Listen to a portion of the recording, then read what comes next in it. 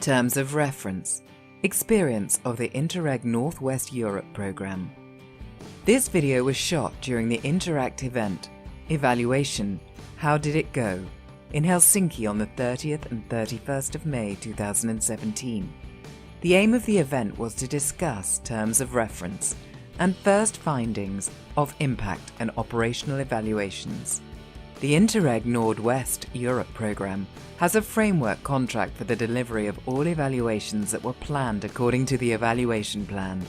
In this video, you will hear what are the advantages of having such a solution and what are the first lessons learned from having a framework contract for all evaluations. What I've come to tell you today is our experience with the evaluation of the two-step approach to the application process. We are one of those programs that basically wanted to have a concept note for projects at the initial stage of application, and that required the successful applicants at the so-called step 1 to submit their full applications at step 2. The evaluation that was undertaken was basically meant to tell us whether the process has been efficient, whether we have successfully received those projects that are result-oriented and that fit the program best, and whether we have actually applied the right processes, the mechanisms to have the right project pipeline. So that's a little bit about where this, the idea of this evaluation as such came from. Of course, it's done in the context of a framework contract. So I will be one of those, representing one of those organizations actually saying that it's a very good thing to do, a framework contract. It has good and bad sides, but I'll try to tell you a little bit more about it as we go. So about a year ago, our monitoring committee discussed this issue briefly. What should we do? Should we go for a framework contract? Should we procure evaluations individually? And the French law under which we operate, we're based in Lille, allows both. And actually, it turned out that the framework contract possibilities are still fairly flexible. So the MC discussed it, but in order to go into further detail concerning the decision, we established the so-called evaluation task force. This task force consists of member states, 3 member state representatives. We have a couple of people from the JS. We have a representative of the managing authority, and we also have contact points. So basically, we have scoped all the institutions involved in the program management, so that we have a group of people who follow the whole evaluation process, who were charged with this task to decide, first of all, what kind of contract do we go for? You know, what should be in the evaluation plan? What should be in the ToR? How the individual evaluations should be carried out, etc., etc. So, after several deliberations, the evaluation task force decided indeed to go for the framework contract, which covers the entire evaluation plan. Okay. The plan as such covers 3 tasks. We have the two-step application evaluation, which is where the first experience comes from. Then we have, probably like you all, an operational evaluation. For us, it's scheduled for the year 2018. And then the final impact evaluation for 2022, which I'm glad to say it's in line with David's suggestions. So those were the 3 main tasks.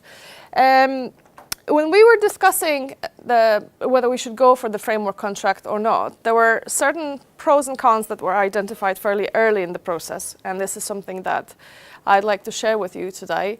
The first major advantage is the continuity of service and a certain level of consistency of work that is delivered by the contractors, provided, of course, that you manage to find the evaluators that you really get on with, that deliver high quality work, and that's something that we're basically happy with. For us, what really mattered was that we wanted to have a consortium that would have this global or integrated approach to the whole evaluation process, and who would be able to comprehend all the mechanisms that go behind and all the steps that we take, and basically the whole framework of the program. We didn't really want to separate the operational and impact evaluation aspects, because we believe that one is inextricably bound with the other. Without evaluating the mechanisms that are put in place by the program to actually deliver the results, you cannot assess the impact. It's really hard. They're really bound together. We, of course, wanted to have some flexibility in the contract. This is something that is allowed, thank God, by the French law, which basically means that even if we sign a framework contract with a consortium, it's not like we're signing a pact with evil, with our blood for the rest of our lives. Once we sign it, we cannot take it back. It doesn't work like that. In case the quality of work delivered by the contractors is unsuccessful, we can basically breach the contract. So that was a fair advantage, I would say. Now, as for the cons, the procurement process was slightly longer. The difference, though, was actually 1 month. So for our scale, it was not that bad. We actually did it in 6 weeks. You can imagine the madness behind the process. It was very, very tight time frame, but still we managed. As for the cost savings, you might think that if you perhaps have single contracts, it might be cheaper than the entire big framework contract. It's not really true, because if you do a budget planning, you have to have some kind of indication how much money you're going to spend on your evaluations, right? So when you do the budget planning, you will still budget on the basis of hourly rate.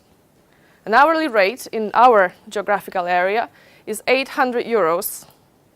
I mean consultant work, 800 euros for a full day of work, excluding VAT.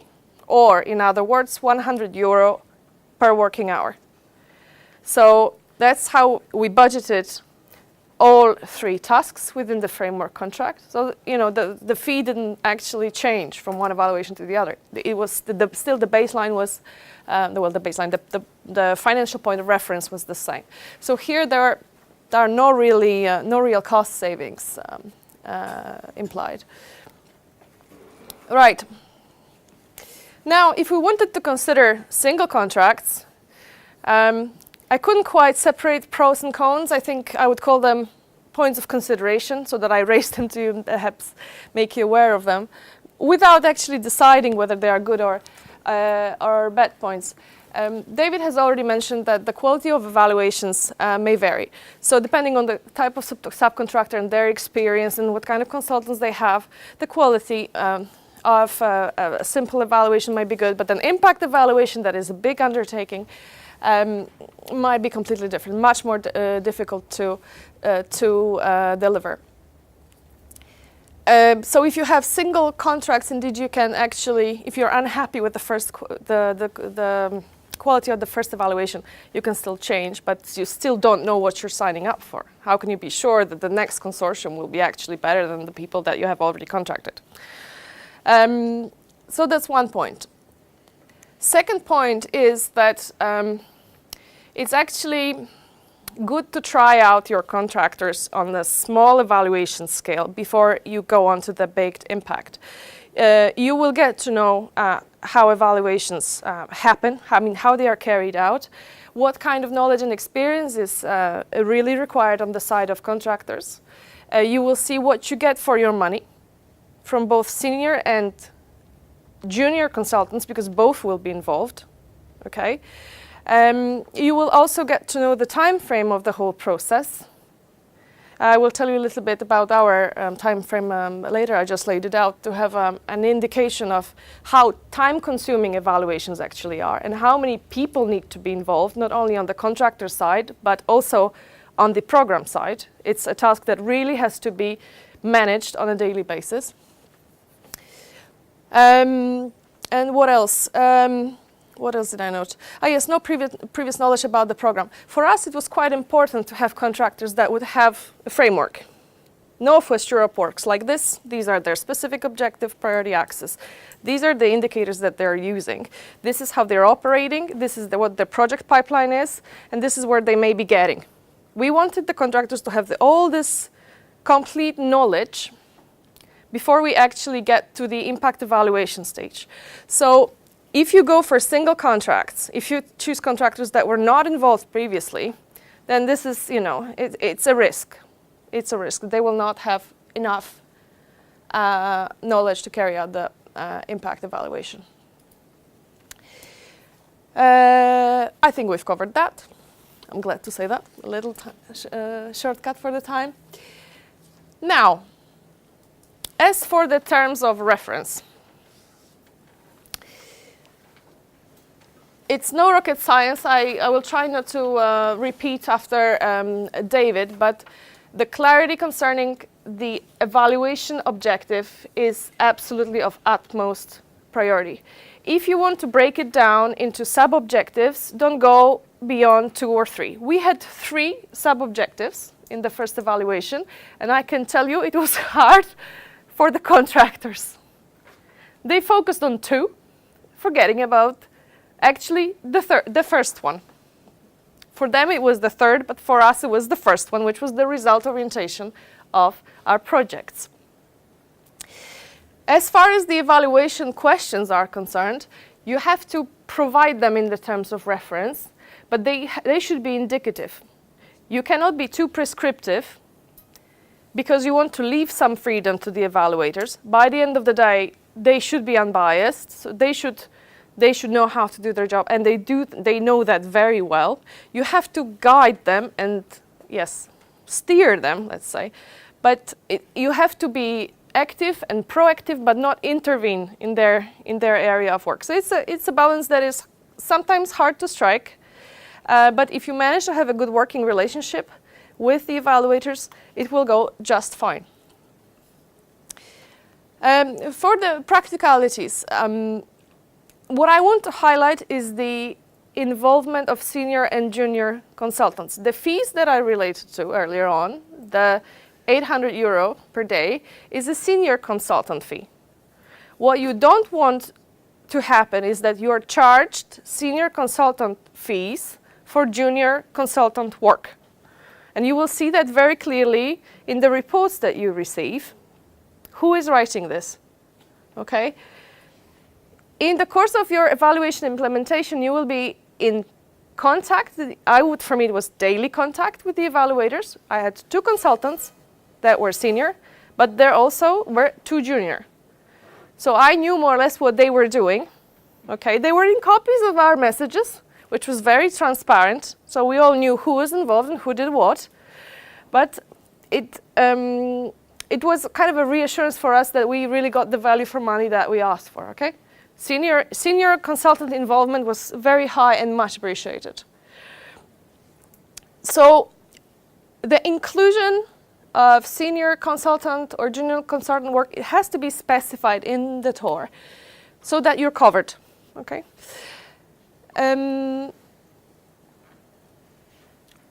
Right.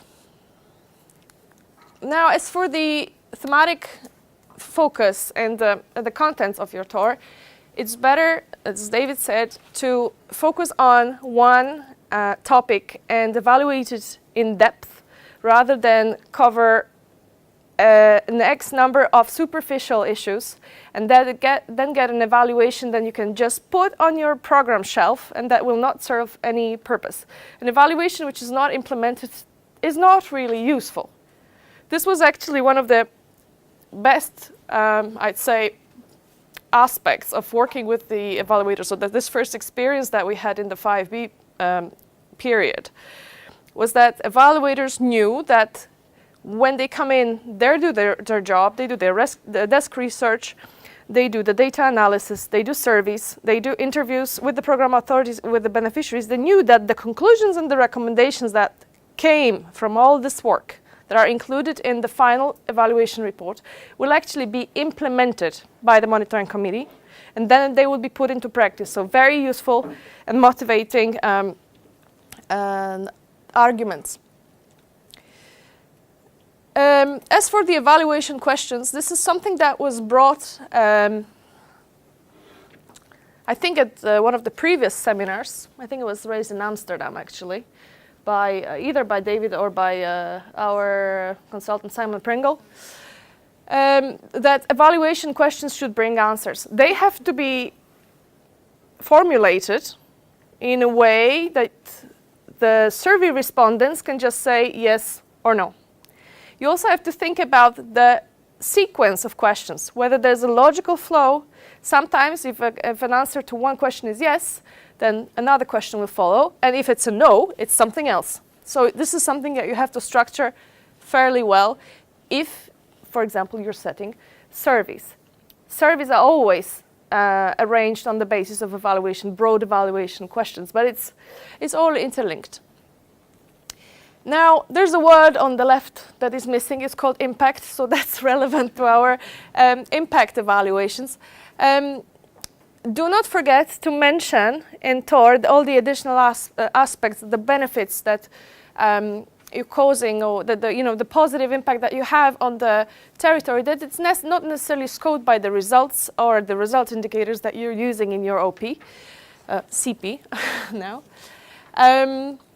Also, do not include evaluation methods. We're all going for theory-based evaluations, but this is something where you can actually see the quality of the proposals or offers that come from the bidding consortia, where they provide, for example, contribution to impact models, or basically models that we have discussed in our previous meetings and that will serve the purpose. They will tell the story, a complete story. They will create a link between what's in the program, your indicator framework, your results, and the individual project contributions. Okay? Because you will need the narrative for the impact evaluation. Also, for the evaluation questions, what's important, I think, to say is that they should really address the links between different elements of your intervention logic. This is something that we also briefly discussed, I think, in Amsterdam, but it's very important to raise again. Yes. Another thing that I think we could also advise is to have some kind of selection committee when you're discussing the offers that come for, be it single contracts or framework contracts. In our case, we had this evaluation task force that did quite a good job. We got only 2 offers from consortia. There were 30 companies that downloaded the procurement documents from our platform, but only 2 offers came. So we had our selection criteria. But still, we discussed the offers in a lot of depth, in a lot of detail. So we had this, let's say, selection committee. We didn't get any external expert involved. There was no time for that, and to be honest, we didn't really have the money either. But this is something that you could also consider. Basically, having somebody external could help you evaluate the quality as well. Another useful tips concerning, let's say, the general knowledge that you gain from the evaluations is make sure that what you get really reflects the money that you're investing in the process. The final report that the evaluators are providing you with really has to meet not only the terms of reference, but also the quality aspects. It has to be fit for purpose. It has to be useful for your target audience, be it program authorities for the operational aspects, or authorities as well as the beneficiaries. Again, I will highlight the importance of ToR. It's much more important than the evaluation plan. Certain elements will probably find their mirror. Certain elements of the evaluation plan will be included or rephrased in the ToR.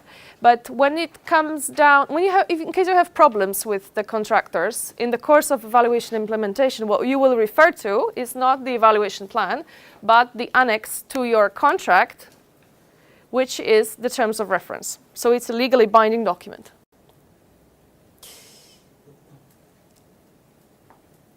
What else? In the 4B program, so in the previous programming period, we were lucky to have Simon Pringle, actually, as an ex-ante evaluator.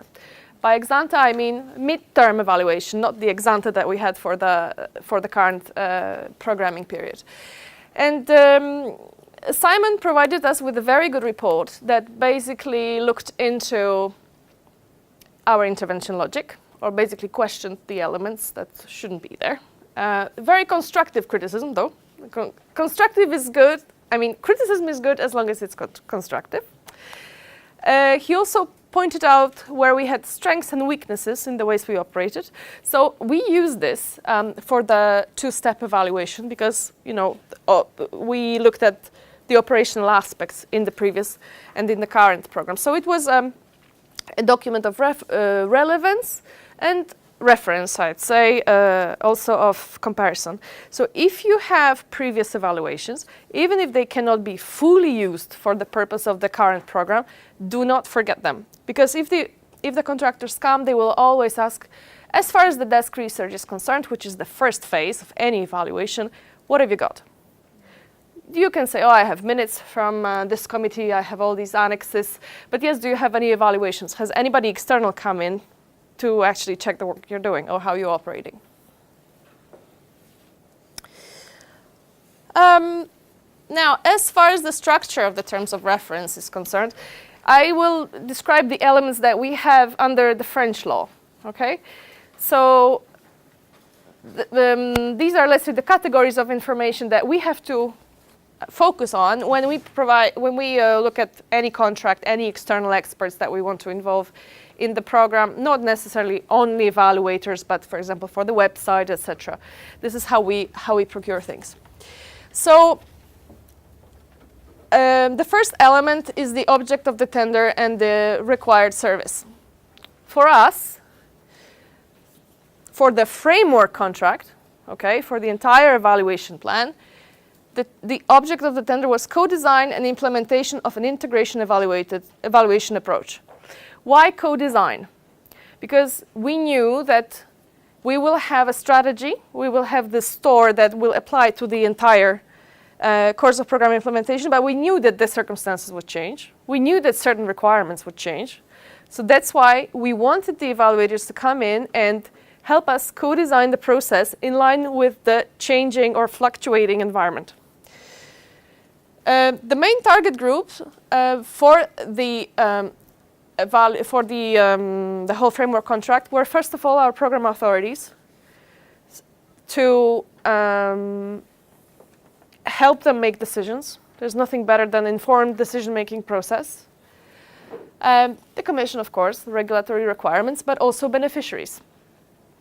Interestingly, in the first of the evaluations performed, the beneficiaries, so the successful applicants, were extremely happy to be interviewed and surveyed. We also surveyed unsuccessful applicants who were also equally happy to be listened to. So anyway, you have to publish your evaluation on your website. As far as I'm aware, this is a regulatory requirement. So it has to serve the purpose of the beneficiaries as well. Don't forget about that. The third sub-element for the object of tender was the coordination part. So who is going to coordinate the process? Okay. I was in charge of the daily contact with the evaluators, but thank God, I had this evaluation task force behind with whom I could discuss all the issues. So in the course of a 10-month evaluation, we had 3 meetings with them. Very useful, very supportive. So there was an MA representative, the 3 member states I told you about, a CP, so a contact point representative, and a few people from the JS. Now, the ToR elements, the follow-up ToR element is the definition of needs. So how many tasks do you envisage? For us, it was 3 tasks, very simple, 2-step evaluation, operational impact evaluation. So 3 evaluations, 3 tasks. We defined the purpose of each task very clearly. And then we described what the task may cover. And I underlined the word may, because as the time goes and as the circumstances change, the basis will be the same, meaning you will still carry out an operational evaluation, but the elements might change slightly. Your evaluation questions might change. So this is how we actually formulated it. The task, each task within the ToR may cover this and that.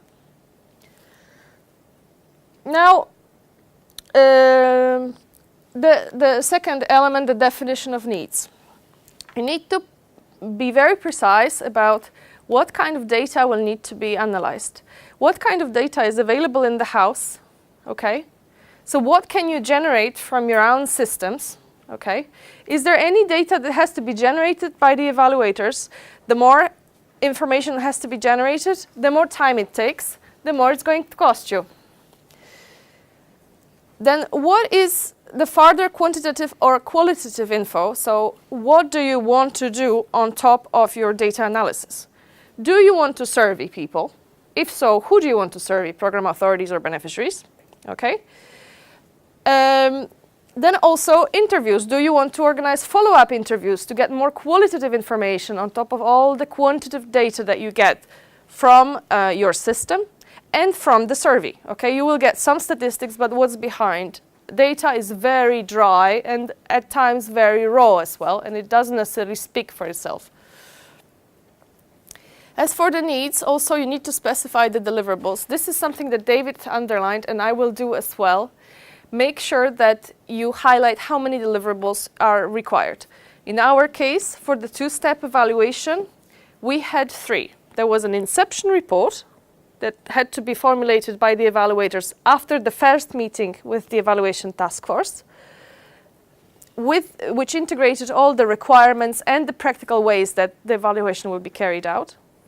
Then we had the draft final report, and only then the final of the final reports. Okay. In theory, this meant that we're only going to have 3 documents. In practice, it was 7, because we had 1 inception report that went fairly smoothly, easy, really easy. The first, so the draft version of the final report, I think we had 3 versions. Each one of them had to be reviewed, and the same for the final report. So you can imagine the amount of time on the consultant side and also on our side that had to be put into this exercise. Huh? Right. As for the desk research, you already have a lot of documents in the house. You also have existing data. Now, with data, we had a little bit of a surprise. And this took quite a long time to get sorted. Basically, in the previous programming period, we used a system that was specifically designed for our program. We had the so-called PMS, the Program Monitoring System, that was developed by our IT officer with the program management, with the officers who dealt with finance and content side of things. Whenever we wanted to generate any information from the system, it was tailor-made, it was exactly what we wanted, in line with the categories we wanted. In the new program, we operate within the EMS. EMS is a system that was developed for a good number of programs. I'm smiling towards the Interact colleagues. Many parties were involved, and it's the system that has to meet the requirements of all. And as you know, when many people are involved, the more complex things become. So the data that we actually generated from EMS was not necessarily comparable to the data that we had from the previous system. So for example, in the categories of beneficiaries, we wanted to know also whether the newcomers, for example, are happy with the 2-step approach. It turned out that they were very glad, but we couldn't quite figure out who the newcomers were. It was the difference in data sets, very raw data sets that also needed to be processed. So don't underestimate how much time it takes to actually get great data from the raw information you get from your systems. Yes, I think that's that. Right, project management. This is something that we've already touched upon, but it's very important to get the time frame right in the first place. By the time frame, I mean when we start the evaluation process, what's involved, which milestones do we want, what's the outcome of the milestones, so what are the deliverables that the evaluators need to provide us with so that we're happy and that we pay them. Piece of advice, never ever pay for something that you haven't got as a report. At least in the French system, we are not allowed to release a purchase order for a service that doesn't bring you a tangible deliverable, okay? So in the description of ToR, for the task 1, for the 2-step evaluation, we had 3 reports, okay? We had the inception, draft final, and the final, and the payments were released after each one, okay? On the basis of fees that were agreed with the contractors also.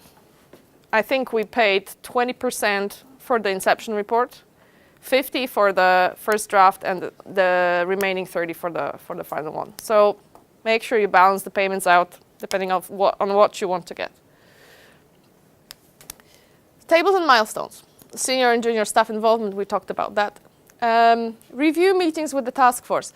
We had, I noted, 3 meetings with the task force.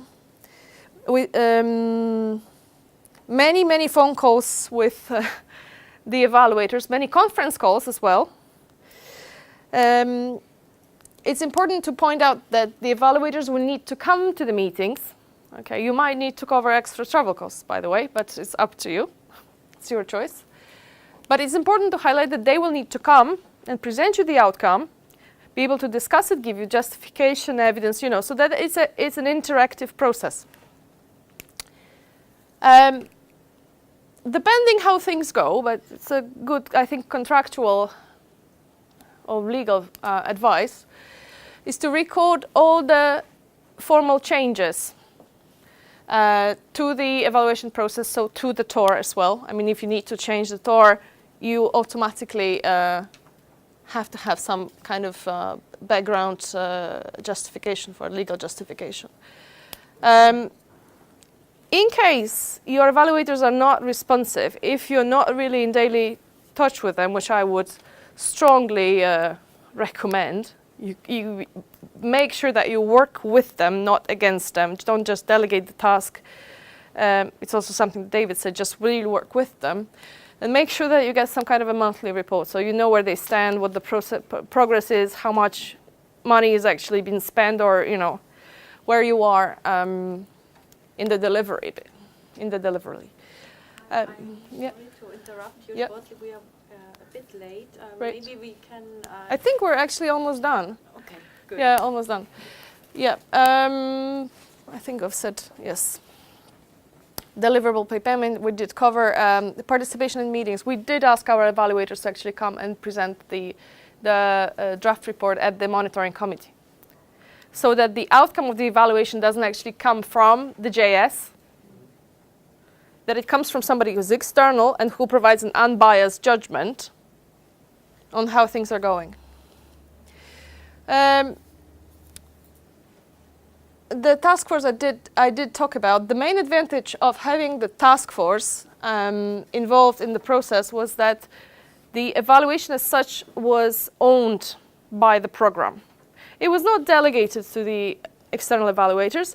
It was done with the program so that it serves the purpose of the program. And the task force actually made recommendations to the monitoring committee. Those recommendations were a set of recommendations from the evaluation, and they will actually agree to be taken on board. This is the biggest achievement for our program. That first of all, the recommendations that came from a paper done by somebody who was completely external to the process were approved, and they were agreed to be implemented, so that the evaluation doesn't go on a shelf. It brings something tangible. Yes, data generation, data comparison was very time-consuming, very expensive too. We put a lot of time pressure on the contractors. The process was launched in June 2015. This was roughly after our MC that approved the evaluation plan. It lasts 10 months, including the 3-month procurement, including the survey that was launched to the beneficiaries, and including all the drafting and minutes and reports. So 10 months for a fairly easy operational evaluation. Okay. What was, however, required in the process was the flexibility of the contractors. So basically, we had the advantage of working with people who didn't just take the ToR and didn't go question by question by question from the evaluation question set. They didn't stick clearly to how things were formulated. They were fairly flexible. They did talk to us. They said, "Oh, has this changed slightly, a little bit?" And so we found really the common ground, and we worked very well together. So this is quite important. The flexibility has to come from the contractor side, but also from your side, because as I said, we are working in changing environment. What else? The time frame was tight. Just key steer from the JS was required. Don't underestimate the time it will take you to actually manage the whole evaluation process. So we did a lot in fairly little time. We were persistent. We facilitated the process, and we made the task fairly interesting for all parties. If it's not fun, it's not fun. It's boring, let's face it. So the way to make it interesting is to actually increase the sense of ownership and the joint responsibility for the outcome. Be proud of the work delivered. And last but not least, if there are any problems, get back to the terms of reference, which is the legally binding document. Thank you. If you'd like to see more details about the evaluation of Interreg programs and projects, please check out the different models Interact produced. In each of the models, you will find various materials such as videos, guidance papers, Q&A documents, links, and other details.